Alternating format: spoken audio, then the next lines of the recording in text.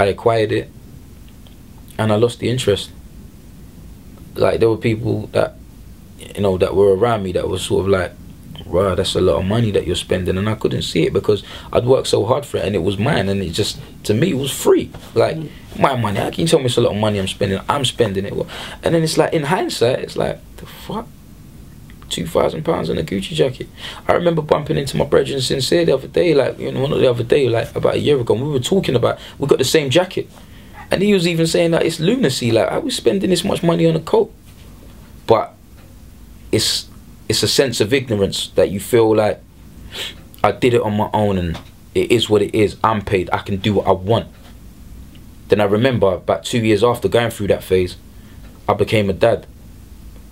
And when my daughter came into the world, it's like, my world, something just did that to my world, you know? And then I'm looking at things like, everything I did before, cool.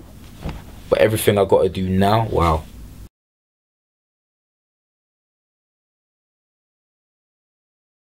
When you was at a space when you were indulging in all these temporary things, did you think it was going to create permanent, like, joy? And how do you see it now, looking back? I feel like it's just more a chapter that I opened because it's something that I thought I wanted. I went through years, like, you know, when in my younger days, I grew up on Walpole Estate at the age of 7, and then moved to Bastion Road in Plumstead. And it's like, you know, this whole time, you know, we did go without quite a few things in my household, you know, but my parents always grinded, and, you know, they did their best to do what they could, and I love them for that.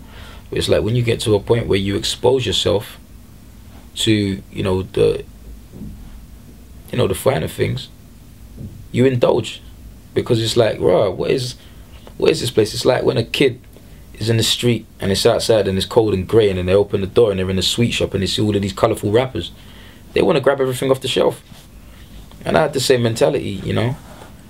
You know, I acquired a lot of money doing what I did before, and I wanted to treat myself, and it's like, you know, it became my new reality. It was, you know, it was temporary because I wouldn't want to be in that space right now, and that's why I'm not there anymore. I went through so many different changes and hurdles in life, and then I realized that the things that brought me that joy were very short-lived, because it wasn't what I really wanted. I wanted it for then. It's just like, okay, cool, you can save up £10,000 and go and buy yourself a nice Rolex, and then you've got the watch. Where'd you go from there? Or who are you even impressing? Anyone that's going to be impressed by a £10,000 watch hasn't got £10,000. So does that mean that your competition is broke people? Where does that, what kind of volume does that speak for your aspirations? And the people that actually are inspired or do appreciate something of that magnitude, not to a point where they're in awe of it, are leagues above. Leagues above.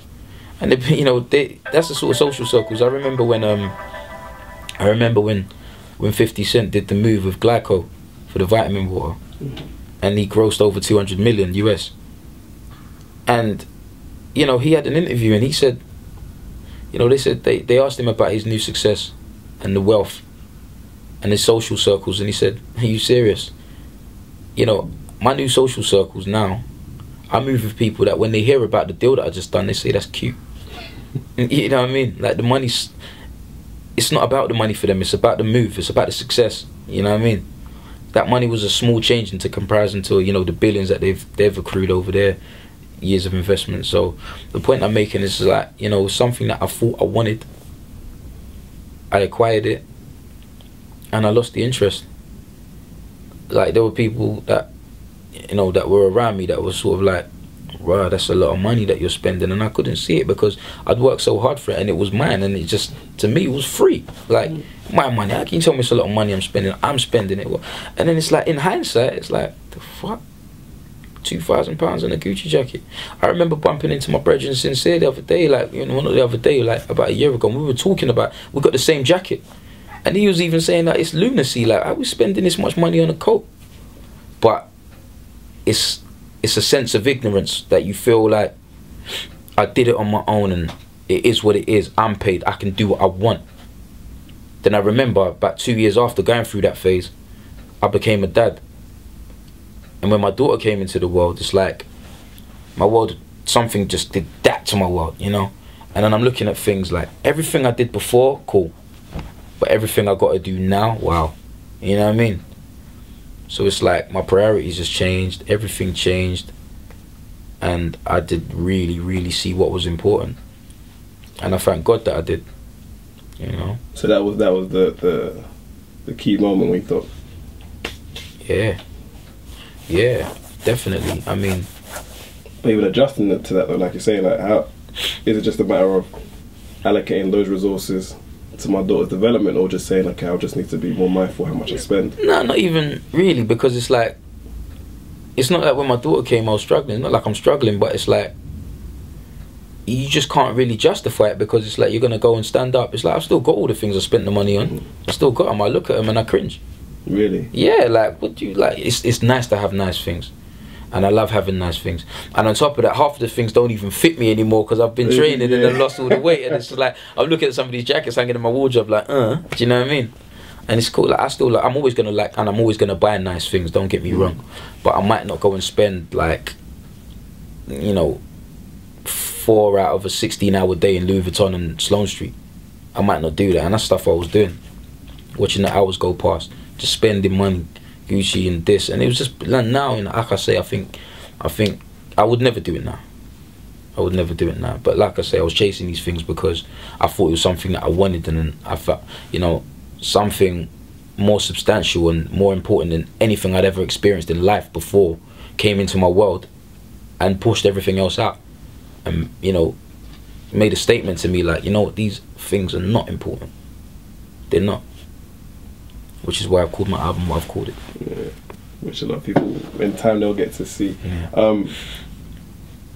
So then music now. So music, I mean, how do you see? Because we talk about finances, you know, priorities.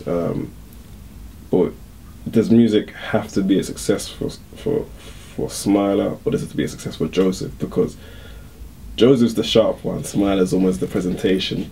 Do you know what I mean? Like, yeah. A bit of both, really. Music has to be successful for Smiler because Smiler is the brand and Smiler is the image that the public knows. Music has to be successful for Joseph because it's a personal target and a personal goal that I set, and I hate failure.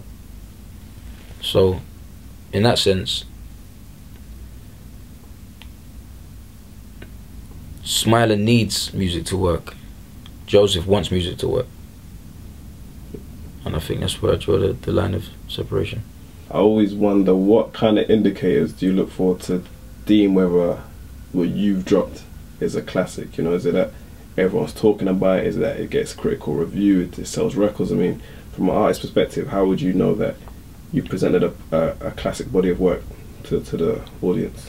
It's always difficult to tell. I guess it's somewhere between sales and opinions.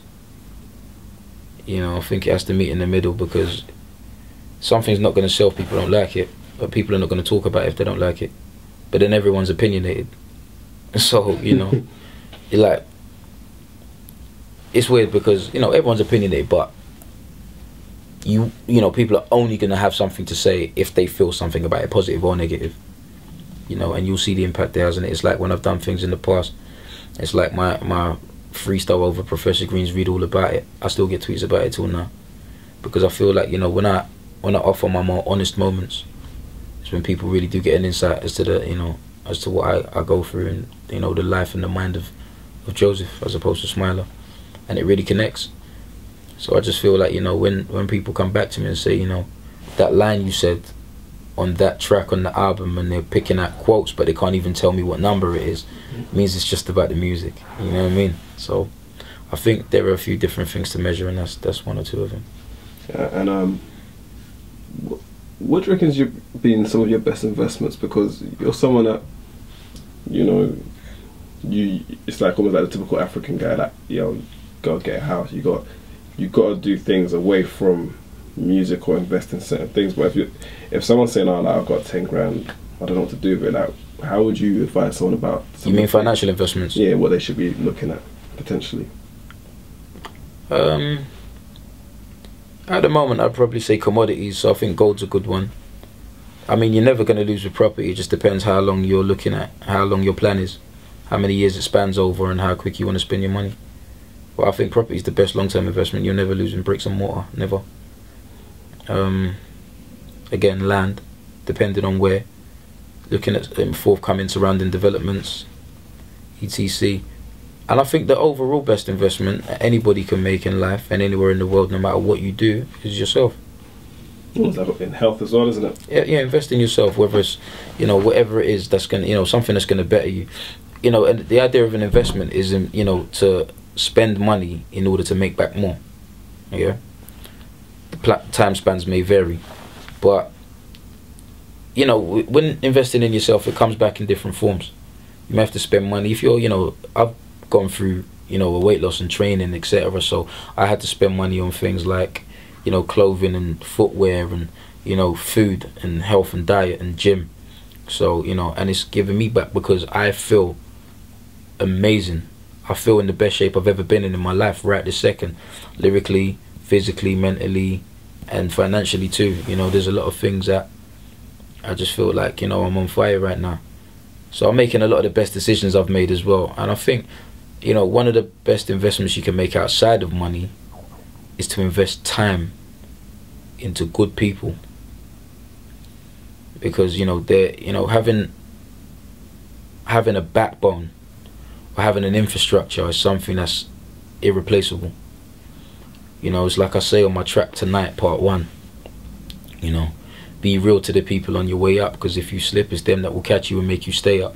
Sometimes you can't, you know, sustain your own life on your own. When you drop, if you've got no safety net, you'll stay on the floor, or you might not bounce back up and take you longer to get back up. But if you've got people beneath you that are prepared to break your fall and help you back on your feet, I think that's definitely the best investment. You know, like I've got a beautiful partner that, you know, I want to marry. Like that's one of my best investments. Like is investing time into my relationship.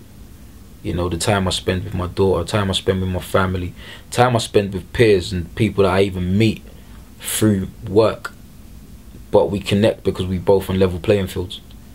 You know, I think relationships are important, whether it's love, whether it's business. That's one of the best investments you can make. But in terms of spending money, I think the things previously listed, definitely. It's interesting to hear you say that about, you know, actually even thinking about marriage, because that whole concept is in hip hop. Do you get what I mean? Yeah. You say it isn't hip hop. It doesn't seem like it's hip hop, because you don't have a bar. You rarely have a bar saying that I'm gonna marry this woman. Do you know what I mean? Yeah. You know, she's like your ride or die chick. I think it's everything, and the truth of the matter is, whether you know, rappers talk about it, you know, we've all got it. Yeah, well, the majority, a lot of rappers do have that one person in their life, you know, who is special to them and who does endure all of their bullshit. Excuse my language, you know, does endure all of their, you know, all of their crap. So, you know, I don't think that person gets enough thanks. Do you get what I'm saying? Because it's like sometimes, depending on what you do for a living before rap or whatever else, you might have had a couple of phone calls that you needed to make to that person, so they got you covered for a problem that's about to arise. I won't be any more specific than that, but you know, there are people that have got your back regardless and are prepared to do everything in life just to see you happy. Priceless.